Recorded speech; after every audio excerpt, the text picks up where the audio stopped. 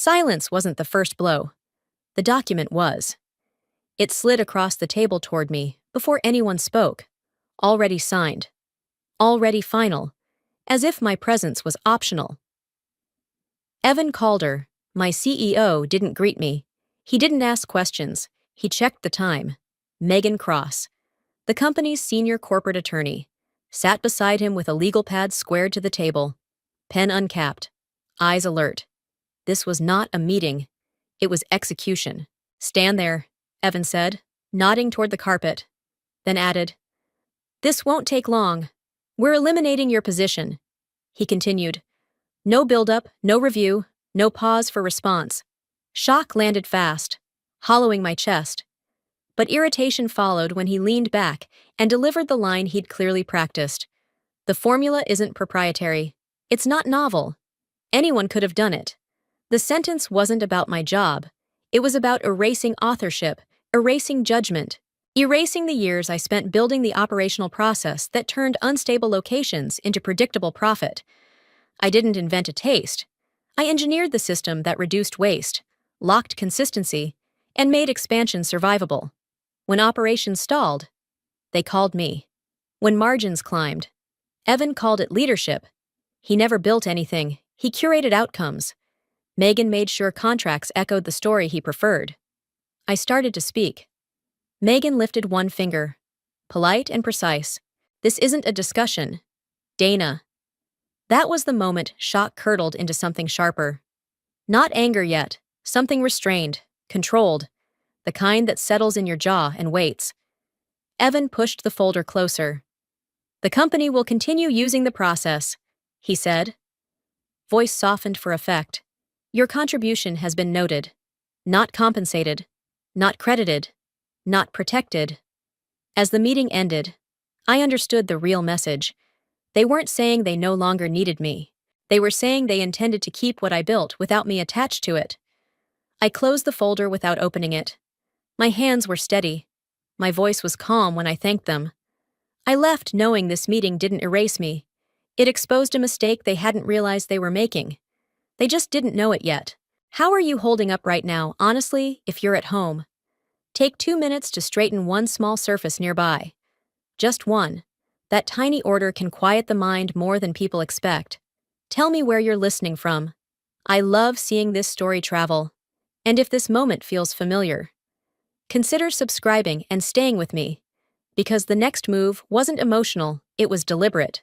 The week after I left, I walked into a familiar restaurant, pretending to be just another customer. The smell told me everything before the tray hit the counter. The crispy chicken fillet followed my process exactly, from the seasoning balance to the way the coating set after frying. That recipe was never just about taste. It was a method for scale. I designed how the spice blend bonded to the meat, how moisture was sealed before breading, and how timing kept every batch identical across hundreds of locations. When I bit in, there was no doubt. They were still using it. After I was gone, nothing slowed down. Sales climbed. Operations reports celebrated improved margins. New managers took credit for results they never earned. My work stayed. I didn't.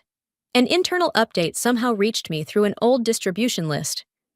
Evan Calder praised teamwork, calling the chicken line a success born from shared effort. He thanked departments by name, carefully avoiding mine. Reading it hurt more than I expected, not because I wanted recognition, but because I remembered the work behind those numbers. The late tests, the discarded batches, the arguments with suppliers who said consistency was impossible at that price point. I didn't just create a chicken recipe. I standardized it, documented it, trained kitchens to execute it under pressure, and built controls so shortcuts couldn't destroy it. That wasn't inspiration, it was discipline. Megan Cross described it differently, in a compliance memo forwarded by a sympathetic colleague.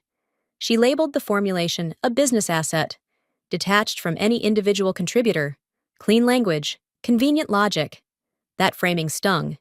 It turned care into commodity and erased authorship with a sentence. For several days, I avoided looking deeper. I told myself it didn't matter. Then, hurt shifted into focus. Late one night, I opened a pitch deck sent to potential investors. It was polished, confident, full of growth promises. Slide 14 stopped me cold. Proprietary formulation driving margin expansion. The word proprietary sat there quietly, doing damage. To me, they said the recipe belonged to everyone, to investors. It belonged to them. That contradiction settled something inside me. This wasn't confusion, it was intent. The anger faded, replaced by clarity. If they wanted to claim ownership when money was listening, they had just created a record they couldn't erase. I closed the file and leaned back. No longer guessing. Every store still using that chicken, every bonus tied to it, every slide praising it added weight. They thought continuing without me was safe. What they didn't realize was that repetition was evidence. I stopped feeling injured and started paying attention. The recipe hadn't changed, but my position had. It was no longer history, it was leverage. They believed they had moved on. In truth, they had started building my case for me, line by line, batch by batch. I shut down my laptop knowing the next step would be calm, procedural, and impossible to ignore. I was done being erased. Now I was documenting. I didn't need revenge or noise or threats. I needed time, records, and their own confidence working against them. That realization steadied me. The story wasn't finished. It was finally structured. And I was no longer reacting. I was preparing, methodically, with patience they never believed I had. At first, I thought the word was a coincidence. I saw it once, then twice, then enough times that coincidence stopped being a reasonable explanation. The company never announced anything publicly, and I didn't respond publicly either. Silence was safer. Silence gave me room to observe.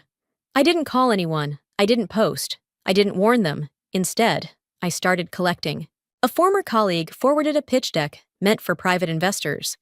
Another sent a marketing email announcing expansion milestones. A third quietly shared internal slides prepared for a financing roadshow. None of them knew exactly why I wanted the files. They only knew something felt wrong. Every document told the same story. Charts climbed, margins widened, locations multiplied, and tucked neatly into confident language was the same word. Repeated with casual certainty, proprietary. Proprietary formulation, proprietary process, proprietary advantage. That word startled me at first. To my face, the formula had been dismissed as ordinary, not novel, not protectable. Anyone could have done it. But on paper, where money paid attention, it had suddenly become special. I reread the slides slowly, feeling surprise give way to something colder. This wasn't exaggeration, it was positioning. They weren't confused about ownership. They were selective about when it mattered. I built spreadsheets of my own, listing dates, versions, recipients. I saved metadata. I preserved original formatting. I didn't annotate. I didn't editorialize. I treated the documents the way an auditor would, not the way someone looking for vindication would. Each new file sharpened the picture. The language was deliberate. The word proprietary wasn't filler. It appeared near revenue forecasts, investor assurances, and growth projections. It was doing legal work without realizing it. The emotional part of me wanted to react, to correct the record, to demand answers. That part stayed quiet. I understood something important then. Public reactions create noise. Quiet records create leverage. Days passed, then weeks. More material arrived. Each time, the same words surfaced again, consistent and confident. They had committed to it. That commitment steadied me. The surprise faded completely, replaced by focus. I wasn't angry anymore. I was attentive.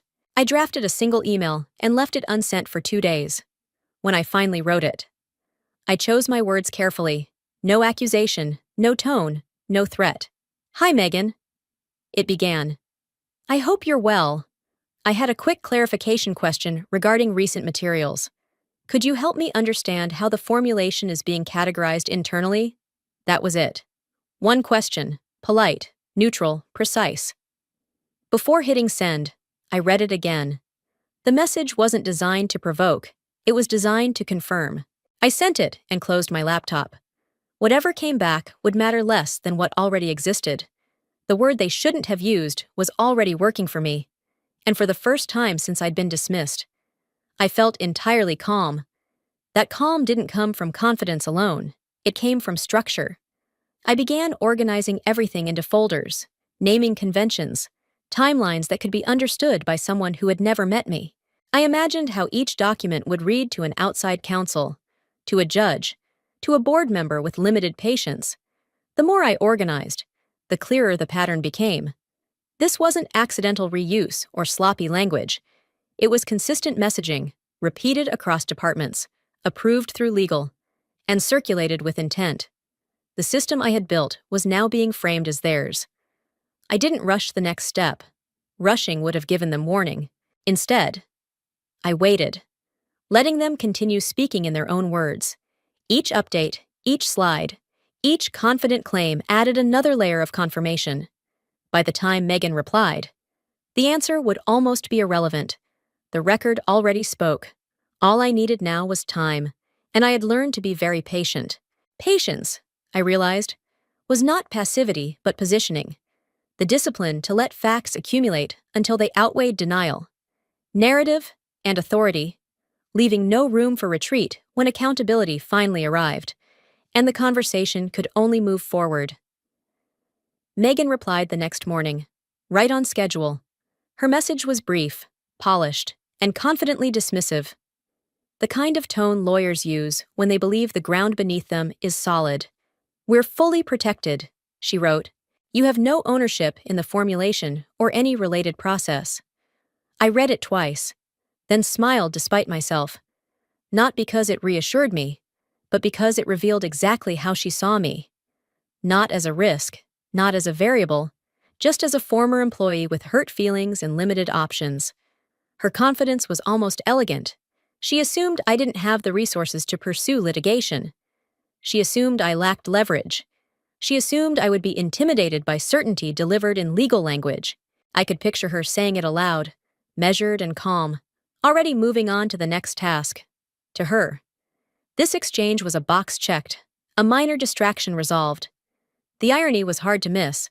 They had built their position on repetition, on consistency, on the quiet confidence that comes from believing no one is watching closely. Megan wasn't bluffing. She believed what she wrote. That belief sharpened the tension. I didn't reply.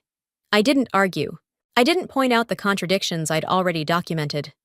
Silence, in this moment, was more instructive than resistance. Every assumption she made worked in my favor. I reread her words again. Slower this time, fully protected. No ownership. Absolute language. Clean lines. No hedging. People only speak that way when they think the facts are settled. I closed the email and leaned back, letting the sarcasm surface briefly before pushing it aside. This wasn't the time for satisfaction. It was the time for calibration. Megan believed I was alone, that I had no backing, no war chest, no appetite for a prolonged fight. She believed she understood the situation completely. That belief gave me space. Instead of responding, I opened my calendar. I searched for a name that had been recommended quietly by someone who understood restraint. A lawyer known not for theatrics, but for preparation. Someone who didn't rush to court, who preferred to arrive when the record was already complete. I booked a consultation for the following week. No urgency flagged, no details shared. The shift in my mindset was immediate. The conversation was no longer about being dismissed or misrepresented. It was about structure, about sequence, about timing. I spent the rest of the afternoon organizing what I had gathered so far, labeling each document with date, source, and context. I noted every instance where the word proprietary appeared, every place it was used to justify growth or reassure investors. Megan's email sat quietly in its own folder, untouched. I didn't need to counter it. I needed to understand how it fit into the larger pattern. Confidence, I realized, is not the same as correctness. It's often just the absence of challenge, and challenges only matter when they arrive at the right moment. By the time evening came, the sarcasm had drained away completely. What remained was tension, controlled and deliberate. Not fear, not anger, focus. I wasn't preparing to argue. I was preparing to listen, to ask better questions, to let professionals do what they do best. Megan believed the door was closed. She didn't know I had already found another entrance. The meeting I scheduled wasn't a reaction. It was a pivot, a quiet one, invisible to anyone not paying attention. And that was exactly how I wanted it. The record was growing. The assumptions were set. All that remained was patience. And patience. I had learned. Makes confident people careless. I met the lawyer on a quiet weekday afternoon, the kind reserved for paperwork, not drama. His office wasn't impressive, which I immediately liked. No glass walls, no motivational quotes, just shelves of binders and a man who listened without interrupting. I explained the situation once, slowly. He didn't react. He didn't nod. He asked me to forward the employment agreement, the amendments, and anything labeled intellectual property.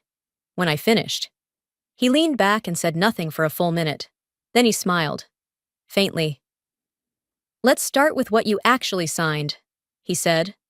We went through the contract line by line, not the headlines, not the summaries HR loved, but the dense middle sections no one revisits after onboarding.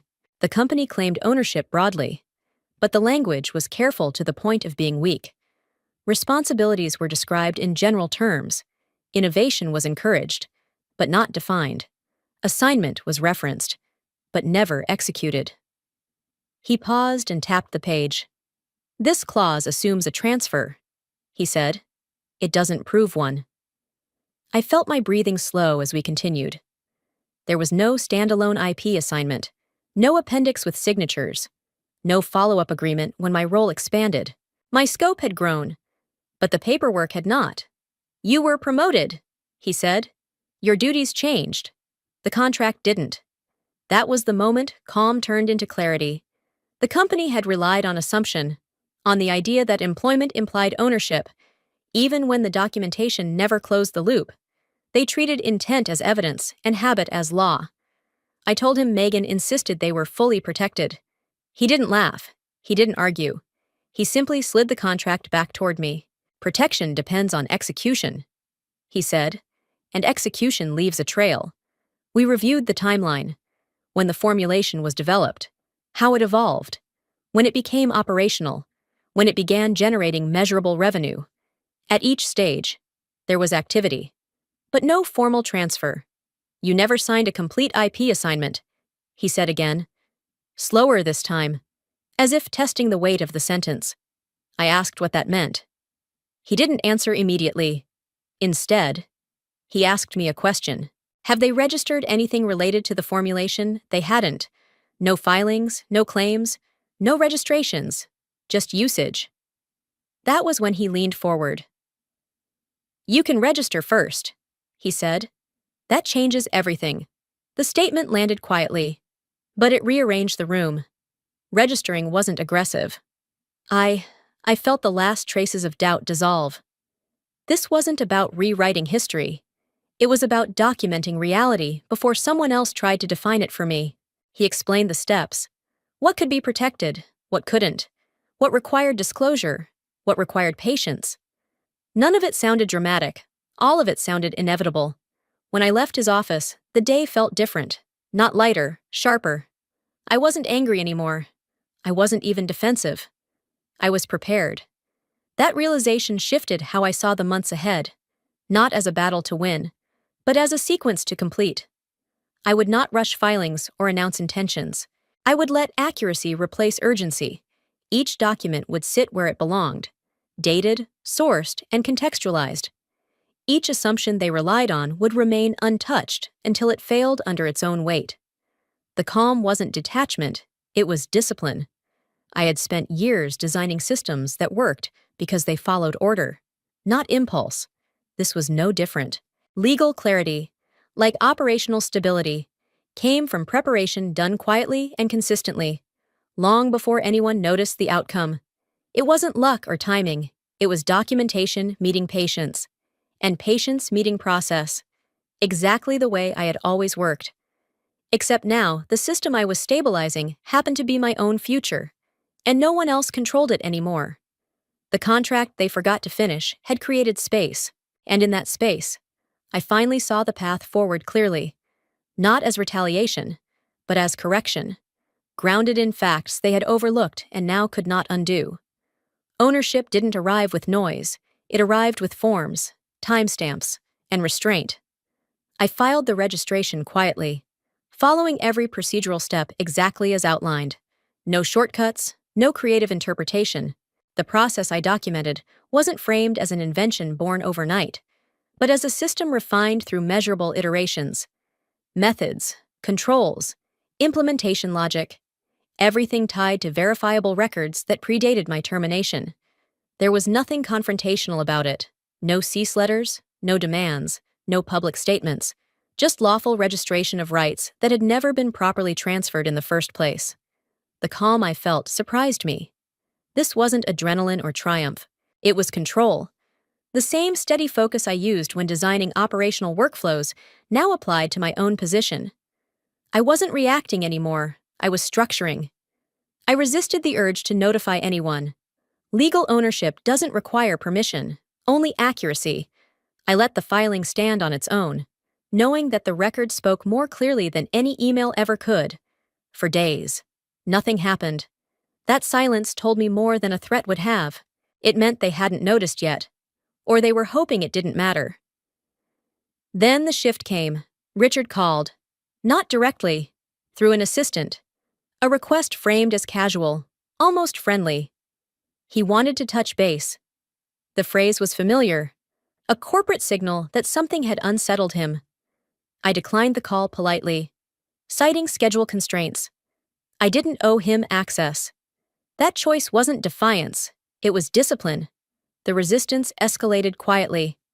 Internal inquiries surfaced. Compliance teams reviewed documentation. Megan's name appeared again in forwarded threads, clipped and urgent. The confidence from earlier messages had thinned. They had discovered the registration. Richard's tone changed. Where he once dismissed ownership, he now questioned timing, motivation, intent.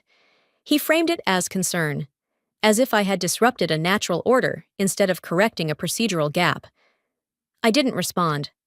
That was when the first formal letter arrived. Carefully worded, non-threatening. It suggested discussion, alignment, mutual understanding. It avoided the word dispute entirely. I read it once and set it aside. Ownership doesn't require explanation when it's valid. What they were doing now wasn't strategy. It was recalibration. They were realizing that the system they relied on had shifted beneath them, and they no longer controlled the inputs. I reviewed my filings again, line by line, not because I doubted them, but because I respected the process. Everything was consistent, clean, defensible. I had done exactly what the law allowed. Nothing more. The absence of a lawsuit was intentional. Litigation creates urgency. I wanted patience.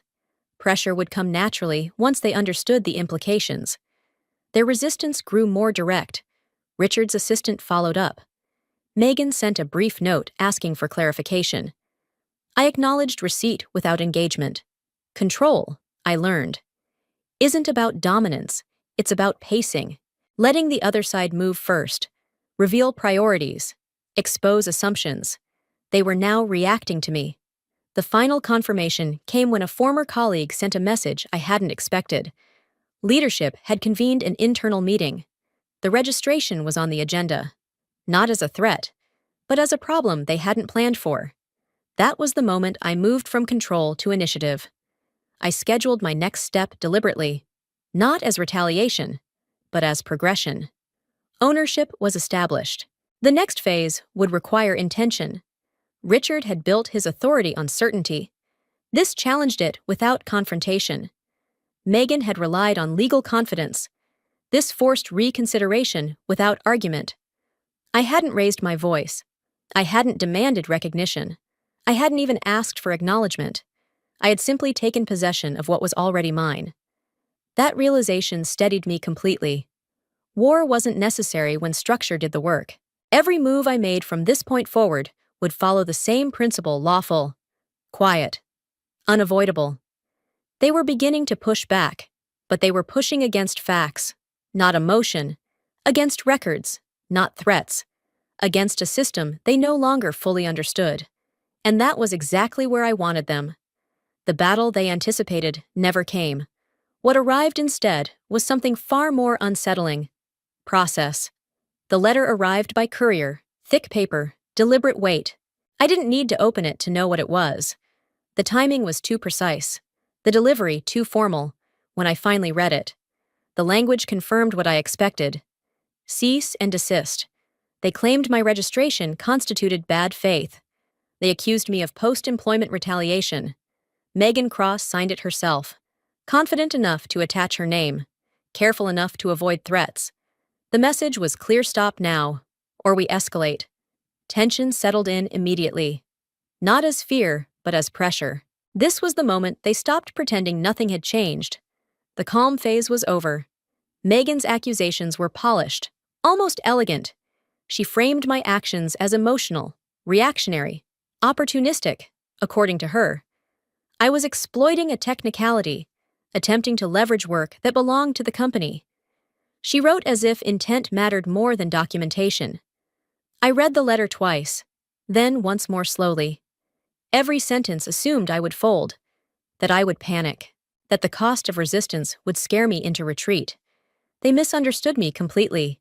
I didn't respond that day, or the next. I forwarded the letter to my attorney and asked one question: does anything here invalidate the registration? The answer came back short and calm. No. That steadied me. The tension sharpened into resolve. A week later, a follow-up arrived, less formal, more urgent. Megan requested a call to clear the air. She warned that continued silence would be interpreted negatively, that courts frowned on non-cooperation. I declined again. Silence wasn't refusal, it was position. Behind the scenes. Their resistance intensified. Internal emails leaked. Meetings multiplied. Leadership wanted certainty, and Megan couldn't provide it. The language shifted from dismissal to frustration, from confidence to concern. Richard Calder finally entered the conversation directly. His email was brief, controlled, and unmistakably irritated. He accused me of damaging the company, of acting irresponsibly, of misunderstanding how business worked. I didn't correct him. The cease and desist was meant to stop momentum. Instead, it confirmed something important. They were reacting, not planning, and reaction creates mistakes. I stayed steady. No counterclaims, no press, no threats of my own, just continued documentation and compliance. I let my attorney handle responses, each one factual, minimal, and slow. That restraint frustrated them more than anger ever could. Then the unexpected happened. Late one afternoon, my phone rang with an unfamiliar number. I almost let it go to voicemail. Something told me not to. The voice on the other end was measured, professional, a representative from a third party. They had become aware of my registered process through routine diligence. They were exploring licensing opportunities and wanted to understand availability. I asked how they found me. They had seen references, materials, investor-facing language that described the formulation as proprietary. It had led them to search ownership. I thanked them and asked for time. When the call ended, the tension shifted again, this time into direct confrontation. The landscape had changed. What began as a defensive move was now attracting independent interest. I didn't share the call with anyone, not yet. The next message from Megan was sharper. She reiterated accusations, warned of reputational harm, suggested settlement. The confidence was gone. Urgency had replaced it. They weren't trying to stop me anymore. They were trying to contain what they had triggered. I felt the transition clearly, from being pressured to being challenged, from tension to confrontation. I finally responded, not to argue, but to acknowledge receipt. One sentence, neutral, professional. The cease and desist sat unanswered beyond that.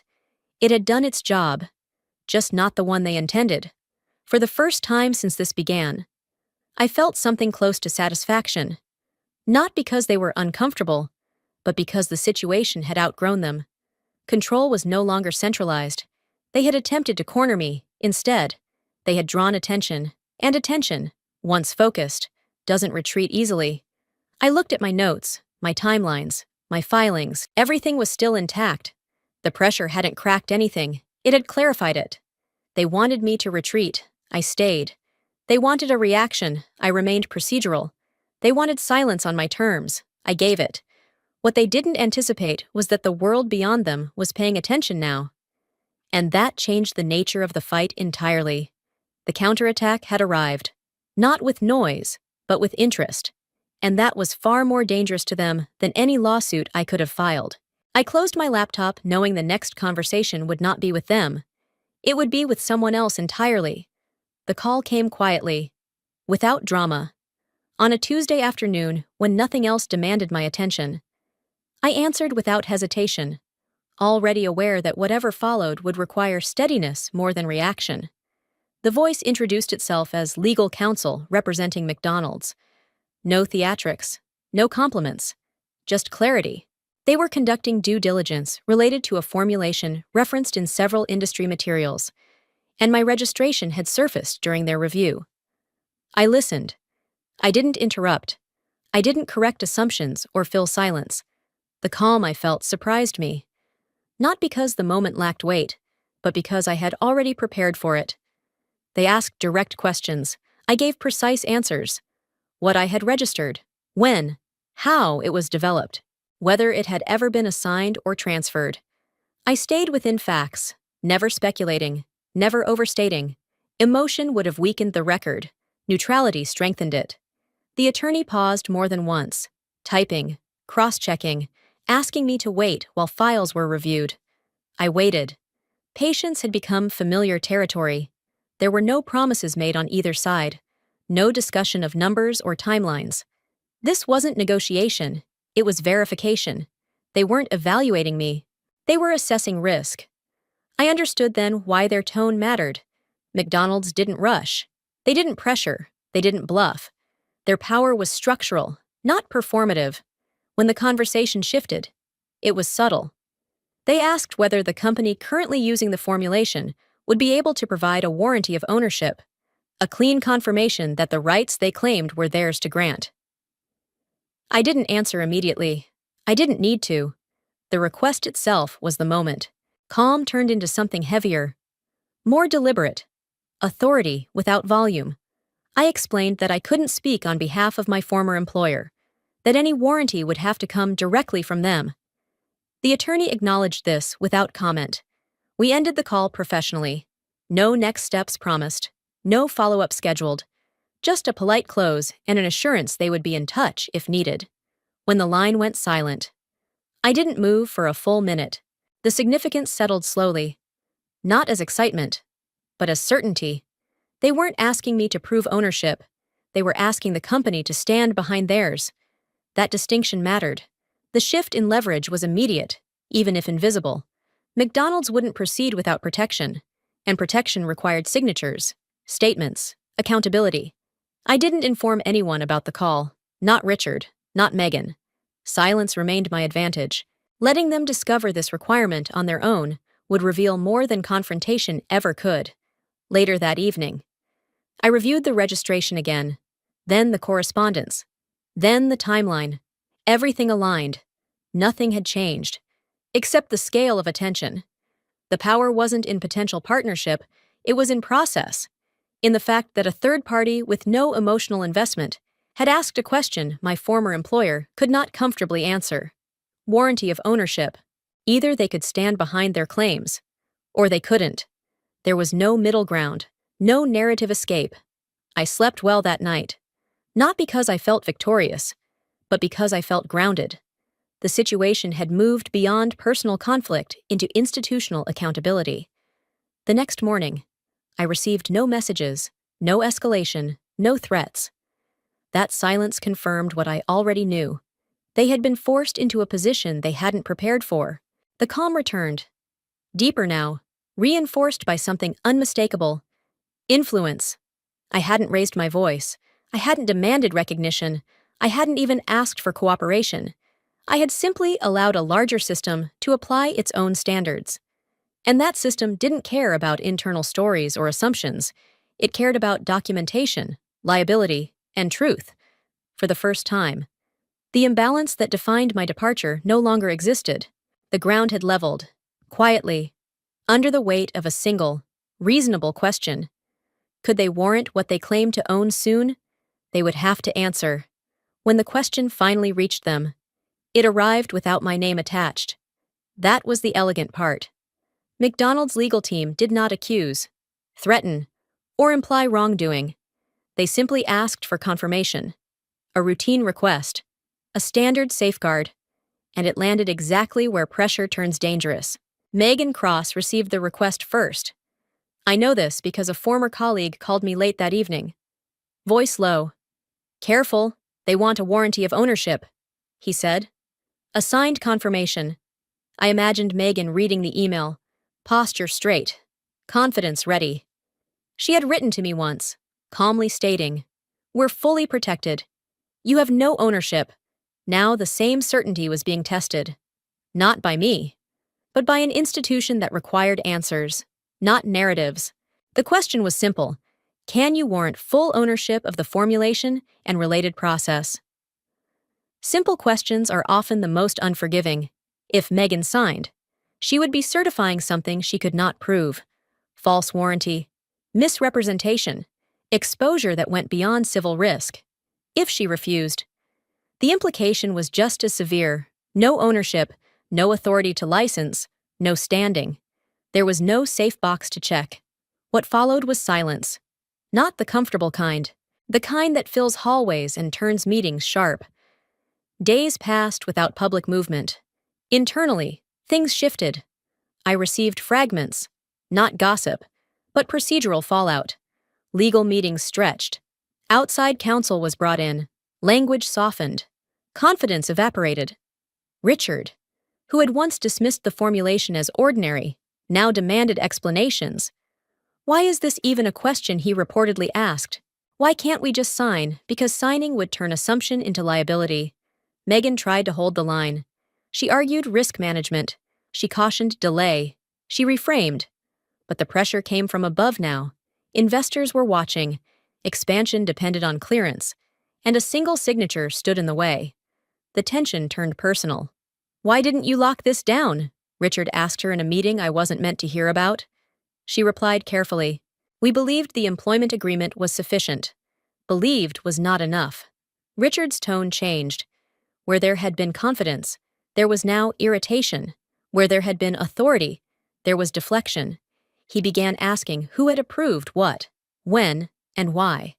By the end of the week, the blame had shifted direction. I felt none of this as anxiety. I felt it as confirmation. The system was doing exactly what it was designed to do when assumptions meet scrutiny. No one contacted me. No one needed to. The question was working on its own. Megan did not sign. She couldn't. That decision traveled quickly, quietly. McDonald's did not argue. They simply noted the response and paused their process. Pauses at that level are never neutral. Richard reacted poorly. He sent messages that walked the edge of accusation. He questioned Megan's judgment. He asked whether her legal advice had cost them opportunity. In one message I later saw, he wrote, "This should have been handled." Handled meant buried. Watching it unfold from a distance was strangely satisfying, not because anyone was suffering, but because truth had removed all alternatives. No maneuvering remained, only facts. They had reached the moment where denial was no longer useful. The formulation they had minimized now defined them. And the people who had erased me were finally being forced to look at the cost of that erasure. I didn't celebrate. I didn't intervene. I simply observed the freeze spread through their leadership. Cold clarity does that. When the choice is between admitting ownership you don't have or accepting responsibility you avoided. Paralysis is inevitable. And in that paralysis, control shifts. They had tried to corner me with language. Now language had cornered them. And the silence that followed was the sound of leverage settling into place. I knew then the balance had tipped permanently. Not through aggression, but through precision. The question remained unanswered, suspended in records and memory. And that suspension was enough to keep doors closed. Timelines stalled. And certainty out of reach for them. I waited until the record stopped growing. That was the rule I set for myself, and I followed it. When the filings, emails, decks, and internal acknowledgments all told the same story, I knew it was time. I didn't announce anything. I didn't warn them. I filed the lawsuit quietly, through counsel, with exhibits already indexed and cross-referenced. There was no drama in the complaint, only chronology, facts stacked in order, each one supported by their own documents. For the first time since I had been dismissed, the narrative shifted from opinion to accountability. The case wasn't built on what I felt, but on what they said, claimed, and profited from. Justice, I learned, works best when it doesn't rush. The response inside the company was immediate. A regional partner suspended collaboration pending review. Another requested assurances that never came. Contracts that once felt automatic suddenly required scrutiny. The formulation that fueled growth now introduced hesitation. Regulators took interest as well. Their fundraising materials were flagged for inconsistency. Language once praised as confident became suspect. Meetings were scheduled, postponed, rescheduled again. Pressure replaced momentum. I remained on the sidelines, observing. Filing the suit wasn't escalation, it was culmination. Everything after that belonged to them. Their legal team pushed back, predictably. Motions questioned standing, timing, intent. None addressed ownership directly. Avoidance has a sound, and I could hear it clearly. The strain began to show. Communication slowed. Leadership meetings lengthened. Decisions stalled. When growth depends on certainty, uncertainty becomes expensive. Then came the call I hadn't expected. A private equity firm, previously enthusiastic, withdrew from a pending round. No statement, no explanation, just absence. That was the moment pressure turned visible. Richard blamed the market, Megan blamed process. Each email revealed more defensiveness, less clarity. The system they relied on to project control now exposed fracture. I didn't celebrate the withdrawal, I noted it. One data point among many. Confirming that consequence follows record. The lawsuit advanced methodically. Deadlines replaced arguments. Evidence replaced confidence. Every filing narrowed the space for reinterpretation. What they had caused themselves became unavoidable by choosing to dismiss ownership, then claim it for gain. They created a contradiction no strategy could resolve. The court didn't need outrage. It needed proof. I felt the weight shift steadily. Justice wasn't loud or fast. It was procedural, cumulative, and indifferent to status. As pressure mounted, settlement inquiries surfaced indirectly. Not offers, just curiosity. Temperature checks disguised as outreach. I declined to engage. Timing matters. I understood then that the suit had done its work before any ruling. It forced alignment between reality and representation. That alignment came with cost.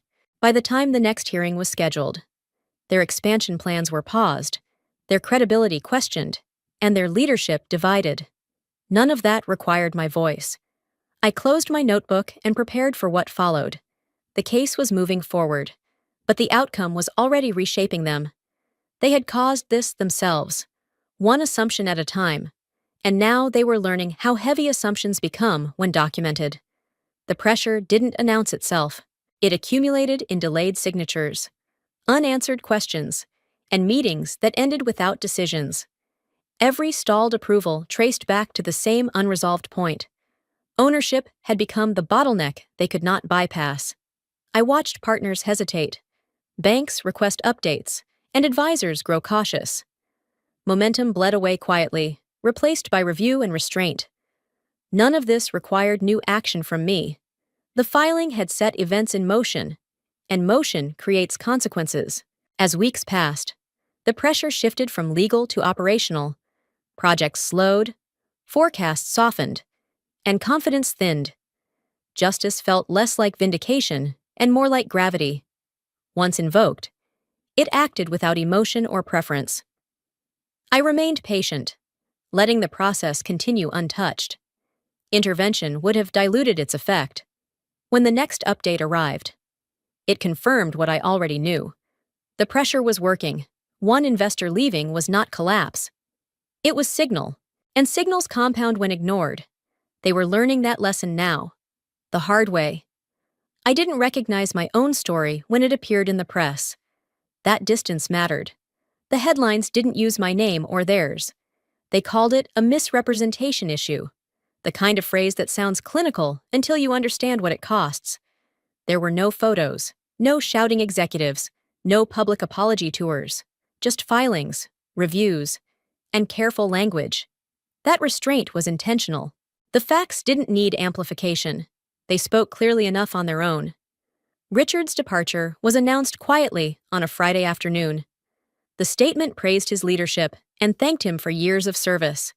It didn't mention the lawsuit or the stalled partnerships. It didn't have to. Everyone who mattered understood why the timing looked the way it did. Megan's situation unfolded more slowly. An internal review became an external inquiry, then another. Compliance committees asked questions she could not answer without contradicting prior assurances. Her confidence, once precise and absolute, became conditional. Lawyers noticed those shifts, so do regulators. I read the coverage once, then set it aside. Satisfaction came not from seeing consequences, but from seeing alignment. What had been said privately was now reflected publicly.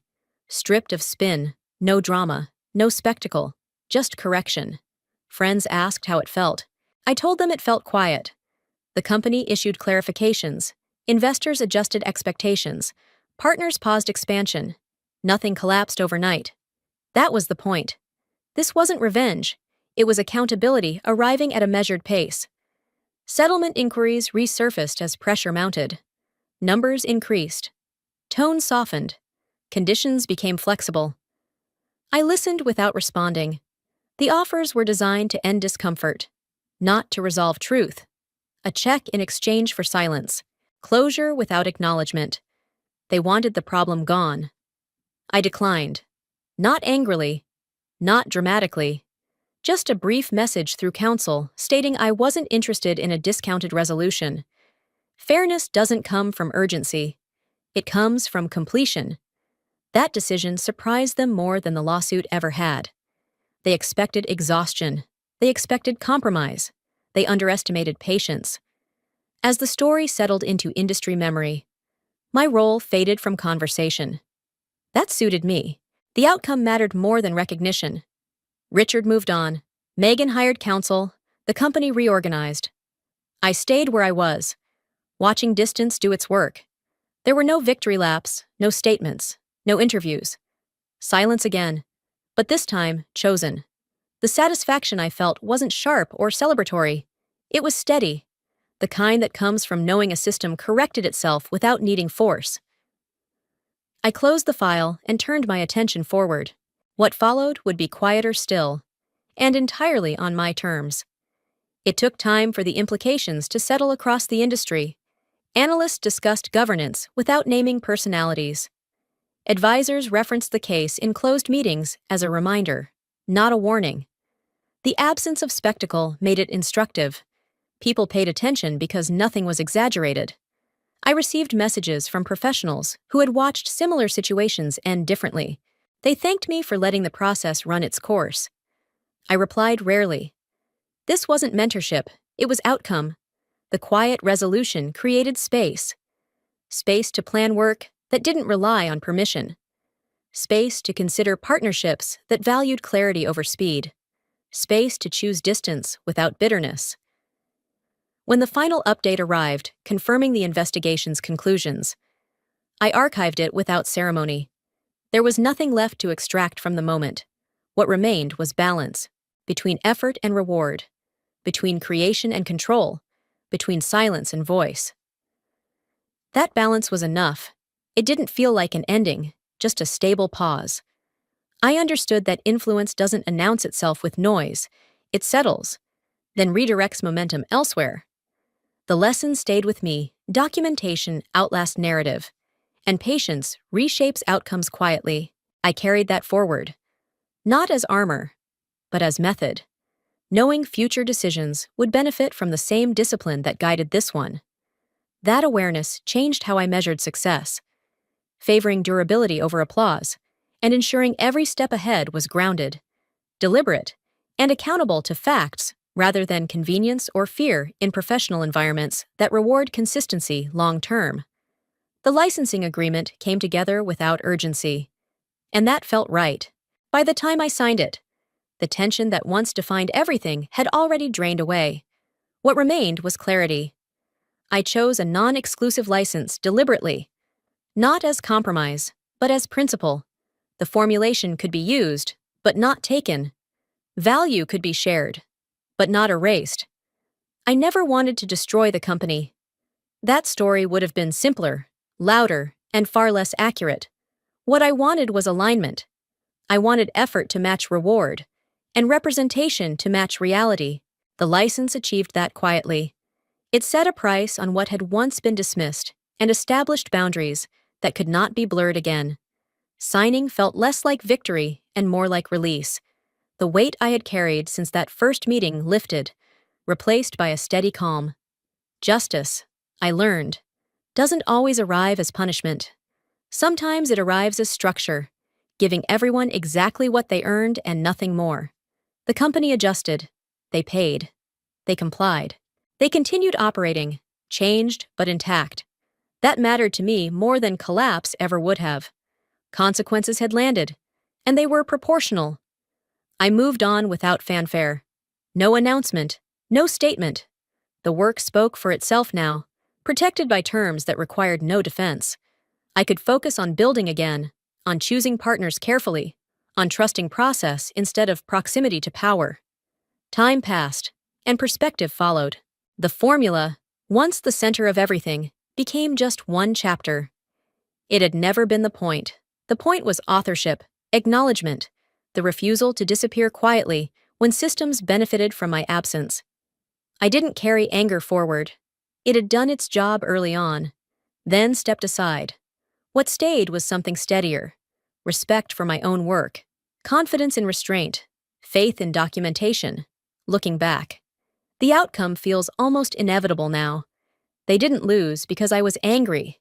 They lost because they assumed I didn't matter. That assumption shaped every mistake they made. It shaped the language they used, the shortcuts they took, the confidence they projected without verifying facts. When challenged, it collapsed under its own weight. I walk away lighter, not triumphant. The balance restored feels enough. Justice didn't need spectacle, and peace didn't require forgiveness on demand. Both arrived through patience. The system corrected itself, and I allowed it to. That, more than anything, feels like freedom. The lesson isn't about winning or losing. It's about knowing your own value, even when a system tries to make you invisible. I remember how it felt to sit quietly while others spoke over my work. How heavy that silence was, and how powerful it became once I stopped fighting it and started trusting facts. That shift changed me. It taught me that dignity doesn't shout, and justice doesn't rush. It arrives when you stay steady long enough. If you're still listening right now, I'm glad you stayed to the end. After this story, do yourself a small kindness, stand up, and take a slow walk around your home. Just one loop, letting your thoughts settle. Where are you listening from today, if this story resonated? I'd love to hear your thoughts. Leave a comment. Share it with someone who might need it. Tap like if it meant something to you. And consider subscribing. Stories like this continue because of you.